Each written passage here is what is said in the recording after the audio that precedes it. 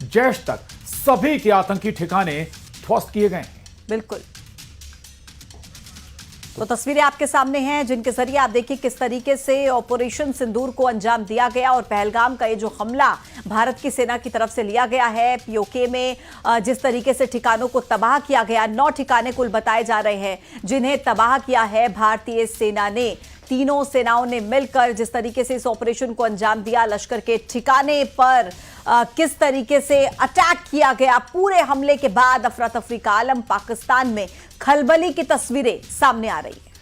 बता दें आपको कि 9 ठिकाने जहां पर टारगेट किया गया, हालांकि इससे ज्यादा ठिकाने या कहें कि पॉइंटेड किए गए थे, लेकिन फाइनली चुना गया था 9 ठिकानों को जिन्हें टारगेट किया गया। और वायुसेना ने मुख्य तौर पर इस ऑपरेशन को अगर हम कहें तो लीड किया, और न केवल वायुसेना और मदद नेवी और जमीनी स्तर पर थल सेना ने भी इस पूरे ऑपरेशन में मदद की। ये तस्वीरें आप देख रहे हैं, जो महत्वपूर्ण ठिकाने हैं वो तबाह हो चुके हैं। बहावलपुर में आतंकी ठिकाना तबाह हो चुका है, मुरीदकी में आतंकी ठिकाना बर्बाद हो चुका है।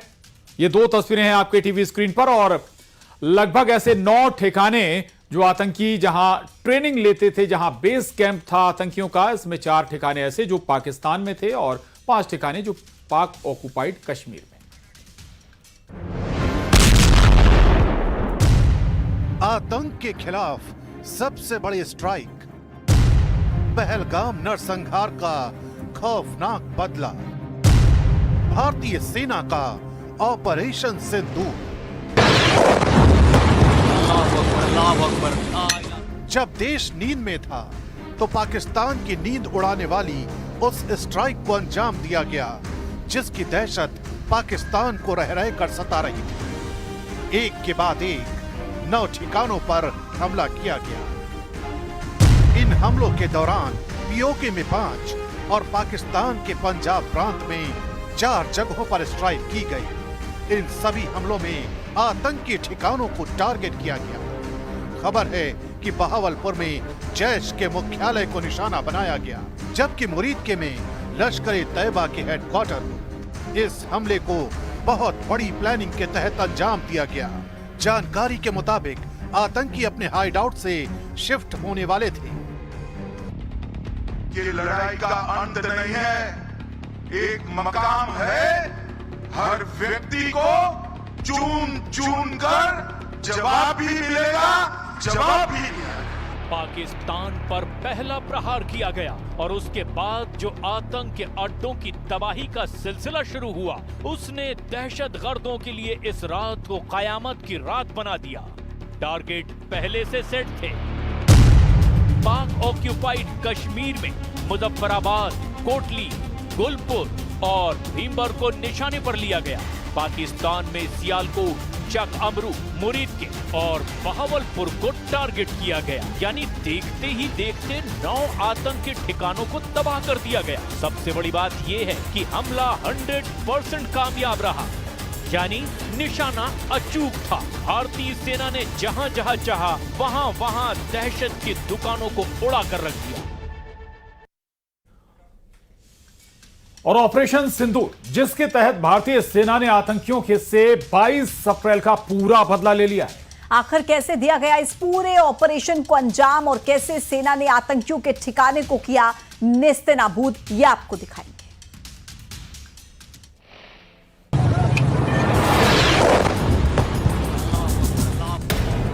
तारीख 7 मई, रात 1:05। ऑपरेशन सिंदूर।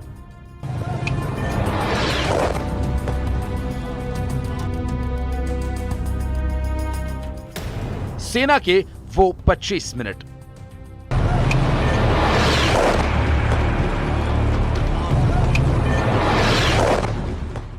जब देश नींद में था तो पाकिस्तान की नींद उड़ाने वाली उस स्ट्राइक को अंजाम दिया गया जिसकी दहशत पाकिस्तान को रह रह कर सता रही थी। एक के बाद एक 9 ठिकानों पर धमाकेदार हमला किया गया।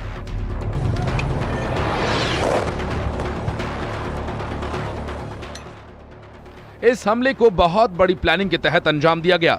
खबर है कि आतंकी अपने हाइडआउट से शिफ्ट होने ही वाले थे, लेकिन इससे पहले कि वो भाग पाते भारतीय सेना ने ताबड़तोड़ स्ट्राइक कर आतंकियों के मंसूबों को धराशायी कर दिया।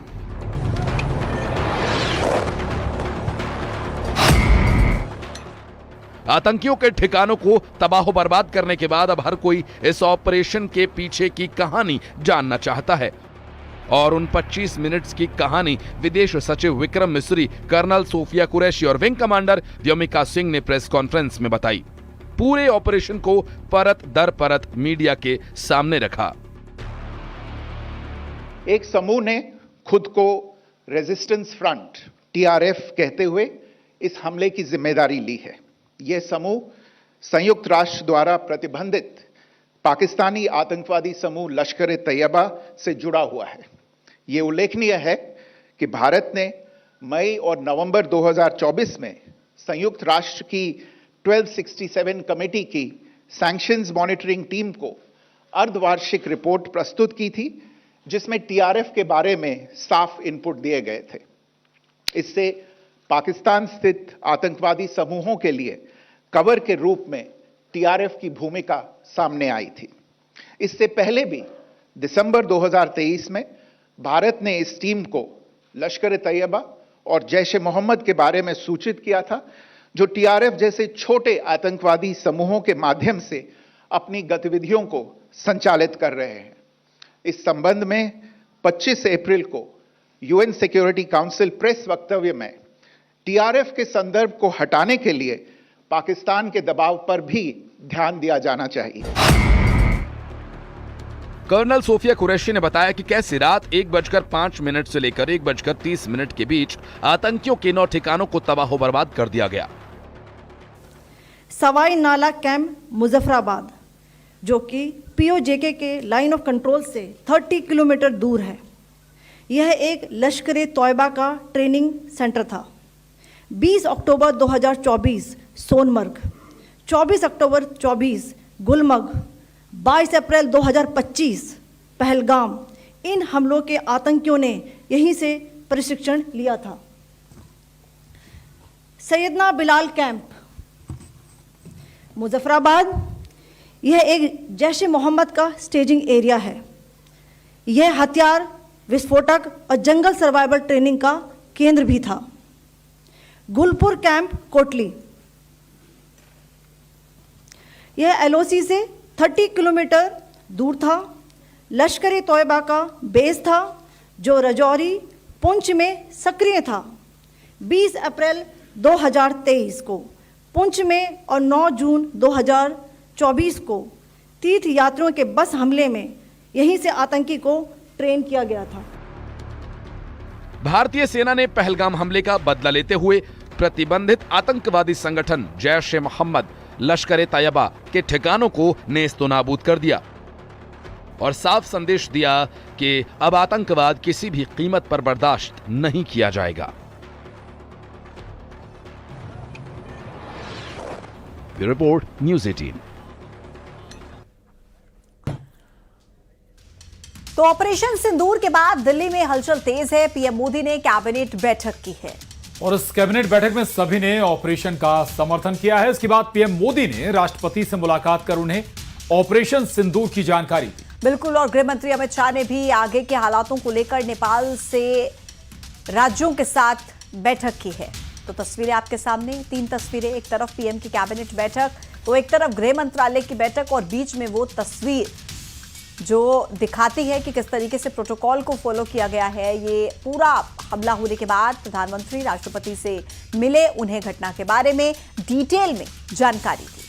आपको ये भी बता दें कि जब ये आतंकी हमला हुआ था, इसके बाद गृह मंत्री और विदेश मंत्री मिले थे राष्ट्रपति से।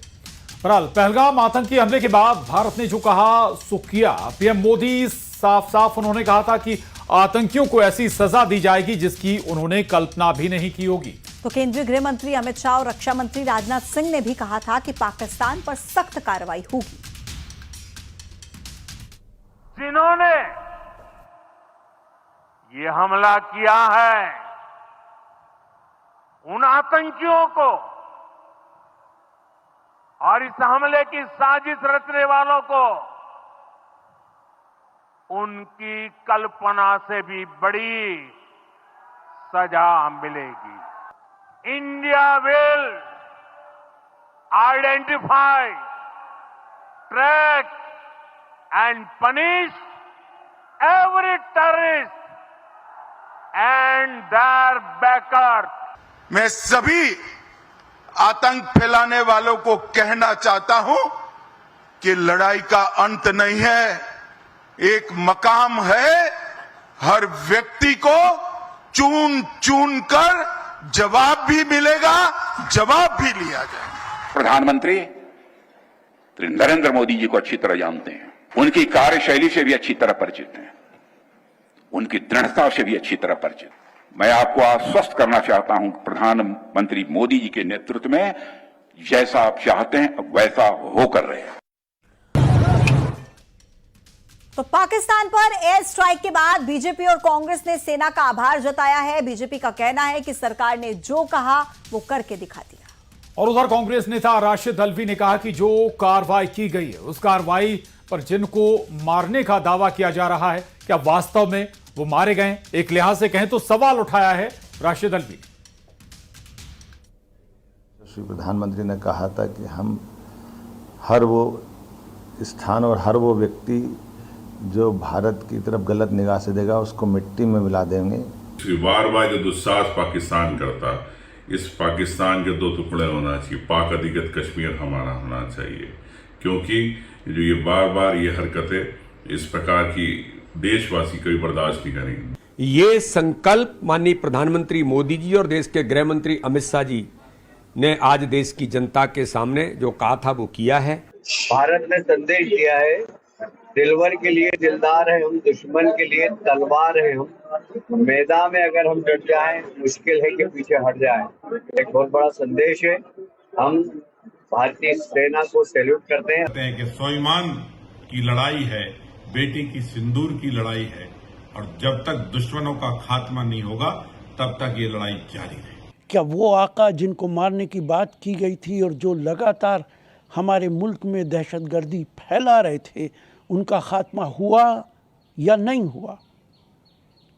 पूरा भारत इन सवालों के जवाब भारत सरकार से जरूर पूछेगा। और राजनीतिक प्रतिक्रिया भले कुछ भी हो, लेकिन आज वो परिवार बेहद खुश हैं जिनके परिजनों को आतंकियों ने मारा था। वो पत्नी आज खुश है जिसने अपने पति को खोया था। वो मां आज थोड़ी सी संतुष्ट है जिसने अपने बेटे को खोया था। भारतीय सेना के एक्शन के बाद पीड़ित परिवार क्या कह रहे हैं वो आपको जरूर सुनना चाहिए।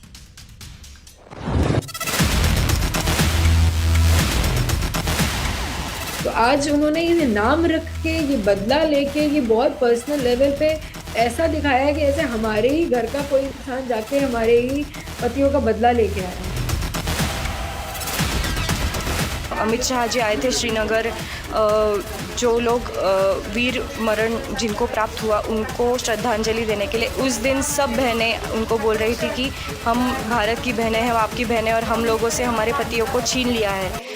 तो मुझे लगता है शायद उसी वजह से ये ऑपरेशन का नाम सिंदूर रखा गया होगा। उन्होंने ये जो किया है उसके लिए मैं उनको बहुत ज़्यादा थैंक यू। मोदी साहब ने बदला लिया है और मैं उनके साथ हूँ, जनता उनके साथ है और हमारा सारा परिवार उनके साथ है। गवर्नमेंट ने जो किया, हमारी हुकूमत ने, तो इस पे मैं बहुत खुश हूँ।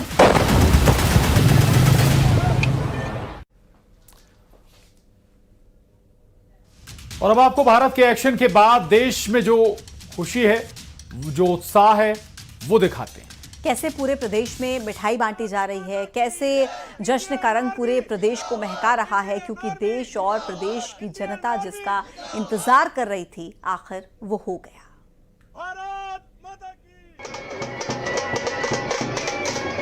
ये 8 तस्वीरें हैं आपके टीवी स्क्रीन पर। मध्य प्रदेश के भोपाल, इंदौर, ग्वालियर, उज्जैन, राजगढ़, श्योपुर, आगर मालवा और कटनी से दरअसल देश की और प्रदेश की जनता को जिस बात का इंतजार था वो रात 1 बजे से 1:30 बजे के बीच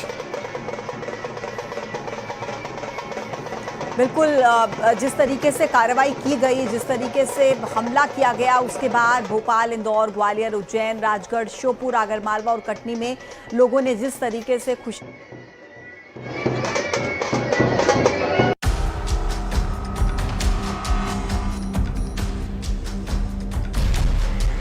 पहलगांव अटैक के बाद भारत ने आतंकिस्तान से इंतकाम लिया है।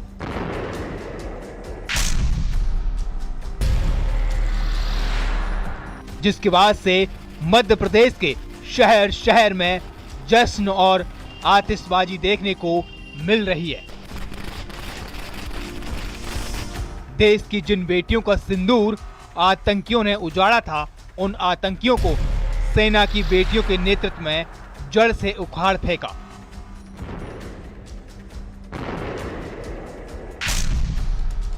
कि अगर हमारी बहू बेटियों का तुमने सिंदूर छीना है तो उसका वापस जो बदला है वो हमारी महिलाएं ले रही हैं, हमारी बेटियां ले रही हैं। ऐसा मोदी जी की एक सोच है कि जो सिंदूर जो छीना गया है, आज उसको वापस भी उसका बदला हमारी बेटियां ले। लोग कह रहे हैं ये तो शुरुआत है, अभी तो लड़ाई बाकी है। यह हौसला उन बुजुर्गों का है जो आज भी देश की सेवा के लिए तैयार हैं। हमसे नहीं कह रहे, हम भी तैयार लड़ने का, हम नहीं मारेंगे उन्हें। हाँ तो अच्छा है ना भाई, महिलाओं की जो निर्मम हत्या हुई उसका बदला लेना जरूरी था, और अभी तो शुरुआत है, आगे और आतंकवाद को जड़ मूल से ही खत्म किया जाए। श्योपुर में लोगों ने जमकर जश्न मनाया, विजयपुर में लोगों ने पटाखे फोड़े, मिठाई बांटी और भारत माता की जय के नारे लगाए। उज्जैन में सेना की एयर स्ट्राइक के बाद मिठाई खिलाकर खुशी मनाई गई और पाकिस्तान के खिलाफ जमकर नारेबाजी की।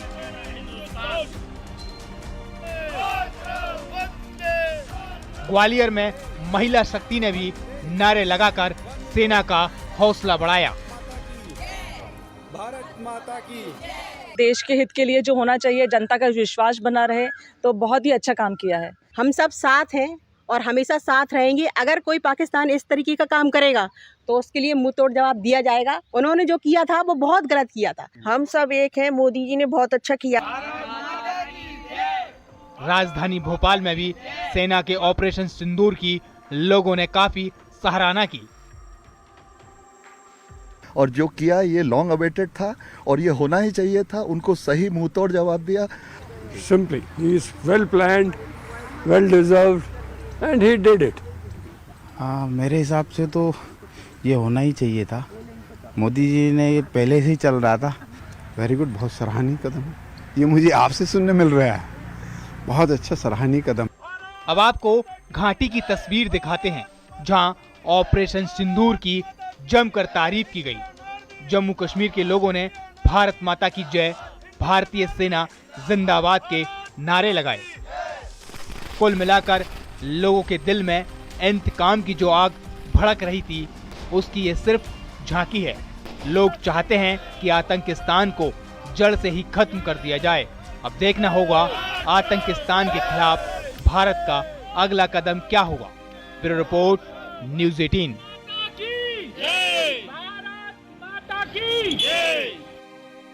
पाकिस्तान में आतंकियों के खिलाफ भारत की एयर स्ट्राइक के बाद इंदौर के पंचकुइया आश्रम में संतों ने एक विशेष आरती की। इस दौरान भारत माता की जय के नारे लगाए गए और इस कार्रवाई के लिए सेना का धन्यवाद दिया गया। इंदौर के रीगल चौराहे पर संतों ने पाकिस्तान के खिलाफ भारत की स्ट्राइक पर जश्न मनाया है और तिरंगा लहराकर खुशी जाहिर की है।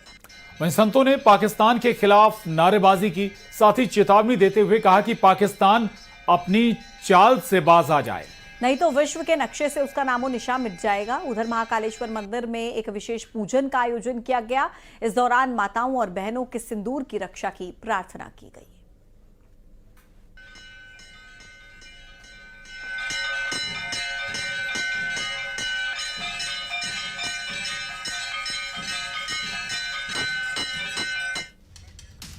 और पाकिस्तान में हुई भारत की एयर स्ट्राइक के बाद देश भर में जश्न मनाया जा रहा है। भोपाल में डमरू दल ने शंख बजाकर भारत की कार्रवाई की खुशी इस पर जाहिर की। डमरू दल के सदस्यों ने कहा कि महाभारत में जिस तरह कृष्ण ने शंख बजाकर अधर्म पर धर्म की विजय का शंखनाद किया था, उसी तरह से हम भी शंखनाद के माध्यम से ये मांग करते हैं कि आतंक और आतंकवादियों के खिलाफ आखिरी कार्रवाई करें।